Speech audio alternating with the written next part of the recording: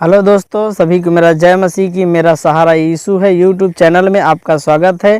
तो आइए आज हम चलेंगे। आज जो नवरात्रि आने वाला है, दुर्गा पूजा लगने वाला है, तो बहुत सारे लोग मसीही भाई बहन जो नए हैं वो जानते नहीं कि हमें वहाँ जाना चाहिए कि नहीं जाना चाहिए, हमें मनाना चाहिए कि नहीं मनाना चाहिए। तो आप लोग इस वीडियो को एंड तक देखें, पूरा देखें, ताकि आपको जानकारी अच्छी तरह से मिल सके। अगर आप इसको पूरा नहीं देखते हैं, अधूरा अगर भगा देते हैं, तो आपको शायद पूरी जानकारी ना मिल सके। तो जो भी इस वीडियो को देख रहे हैं तो एंड तक देखें, आज आपको पूरी जानकारी मिलेगी और आज आप जानेंगे कि क्या हम उसमें शामिल हो सकते हैं, हम मना सकते हैं कि नहीं मना सकते, क्या मसीही लोग दुर्गा पूजा मना सकते हैं कि नहीं मना सकते। हमारी यही टॉपिक है। तो आइए हम उस अपने टॉपिक पर चलते हैं। तो हम अपने टॉपिक पर चलते हैं। तो हम आपको बताना चाहते हैं, बाइबल के अनुसार अगर हम और आप अपना जीवन जिएंगे तो परमेश्वर हमें और आपको बहुत आशीष देगा और बहुत आगे बढ़ाएगा। अगर हम और आप इस वचन की इस बात को नहीं मानते हैं तो हम प्रभु की भी बात को नहीं मानते हैं। तो हमें याद रखना है, आज हम आपके बीच में कोई घुमा फिरा कर कुछ बातों को नहीं रखेंगे, कोई ऐसी बात नहीं रखेंगे। आपको हम बाइबल से हम बताएंगे, नए और पुराने दोनों नियम से बताएंगे कि आपको क्या मतलब उसमें शामिल होना है, उसमें मना सकते हो कि नहीं मना सकते हैं। तो आइए हम अपने वचन पर चलते हैं, अपने टॉपिक पर। तो जैसे कि हम जब खोलते हैं निर्गमन की पुस्तक, उसका 20 अध्याय उसके 4 और 5 पद में परमेश्वर ने एक आज्ञा दी थी अपने लोगों को। तो यहाँ पर लिखा है कि तू अपने लिए कोई मूर्ति खोद कर ना बनाना। मेरे प्रियो देखो, हम बाइबल से सीख रहे हैं कि हमें अपने लिए कोई मूर्ति खोद कर नहीं बनाना है। लेकिन आप जब उसमें शामिल होते हैं तो कहाँ शामिल होते हैं? आप मूर्तियों में शामिल होते हैं। तो परमेश्वर कहता है कि हमें अपने लिए कोई मूर्ति नहीं बनाना, क्योंकि उस मूर्ति को कौन बनाता है? एक मनुष्य बनाता है। इसीलिए हमें उसमें शामिल होने की ज़रूरत नहीं है। फिर लिखता है, खोद कर ना बनाना, ना किसी की प्रतिमा बनाना जो आकाश में या पृथ्वी पर या पृथ्वी के जल में है, तू उनको दंडवत ना करना। याद रखिए, परमेश्वर कहता है कि आपको उनको दंडवत करने की ज़रूरत नहीं है। और फिर लिखा है कि तुम उनको दंडवत ना करना और ना उनकी उपासना करना।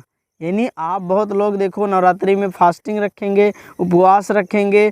आप लोगों को उपवास भी उसमें नहीं रखना है। जो हमारे नए मसीह भाई बहन हैं या पुराने हैं, वो ये जानकारी बाइबल के अनुसार मैं दे रहा हूँ, आप लोग इसको देखिए। अभी और भी गहरी बातों को हम आगे सीखने वाले हैं, तो वीडियो में बने रहिए। लिखा है, क्योंकि मैं तेरा परमेश्वर यहोवा जला रखने वाला परमेश्वर हूँ, और जो मुझसे बैर रखते हैं उनके बेटों पोतों और परपोतों को भी और पितरों का भी दंड दिया करता हूँ। यानी परमेश्वर कहता है कि जो मेरी बातों को नहीं मानते हैं, जो मेरी बताए हुए आज्ञाओं पर नहीं चलते हैं, तो मैं उनके बाल बच्चों पर, इसीलिए आज हमारे बाल बच्चों में बीमारी है, श्राप है, बंधन है, क्योंकि ये परमेश्वर का क्रोध जो है हमारे बच्चों पर, हमारे घर पर आता है। हम नहीं चाहते मसीही भाई बहनों कि हम एक छोटी सी गलती करके हम अपने घर में दंड लाएं, अपने घर में समस्या को फैलाएं। तो अभी आप वीडियो में आगे हम जैसे चलते हैं, परमेश्वर के आगे जब हम वचन में देखते हैं, हम प्रेरितों के काम से मेरे प्रियो आज हम सीखते हैं कि प्रेरितों के काम में भी परमेश्वर ने देखो हमें वचन दिया है। और हम नए नियम में अब सीधा चलते हैं। यहाँ लिखा है कि तुम मूर्तों पर बलि किए हुए से और लहू से और गला घोटे हुए मांस से और व्यभिचार से दूर रहो। इनसे दूर रहो तो तुम्हारा भला होगा। मेरे प्रियो, यहाँ परमेश्वर का वचन यहाँ पर लिख रहा है, परमेश्वर के दास लोग लिख रहे हैं कि हमें मूर्त की हुई बलि की हुई वस्तुओं से हमें दूर रहना। इसमें देखना, बहुत सारे लोग चढ़ावा चढ़ाएंगे, बहुत कुछ करेंगे, और बहुत लोग विश्वासी धन्यवाद करके जाके हम खा लेते हैं। नहीं प्रियो, ऐसा नहीं करना है, क्योंकि वो शैतान का भी, मैं आपको एक वचन और देने वाला हूँ, आप पूरी तरह से जान जाएंगे कि क्या सही है और क्या गलत है। यहाँ पर लिखा है कि तुम मूर्तों पर बलि किए वस्तुओं किए हुए से और लहू से और गला घोटे मांस से और व्यभिचार से दूर रहो। इनसे दूर रहो तो तुम्हारा भला होगा, शुभ होगा। यानी परमेश्वर कहता है आगे शुभ, आपका अच्छा होगा, आपका भला होगा। लेकिन जब आप दूर रहेंगे हम और आप, तभी अच्छा होगा। और जब हम परमेश्वर के वचन में चलते हैं, कुरिन्थियों की पुस्तक में उसके हम जब देखते हैं कि 10 के पहला कुरिन्थियों 10 का 21 और 22 देखते हैं, तुम प्रभु के कटोरे और दुष्ट आत्माओं के कटोरे दोनों में से नहीं पी सकते।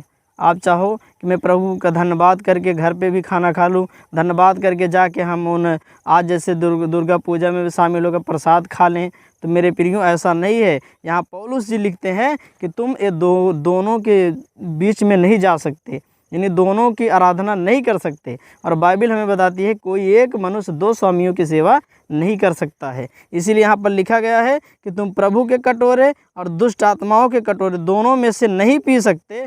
तुम प्रभु की मेज और दुष्ट आत्माओं की मेज दोनों के साझी नहीं हो सकते।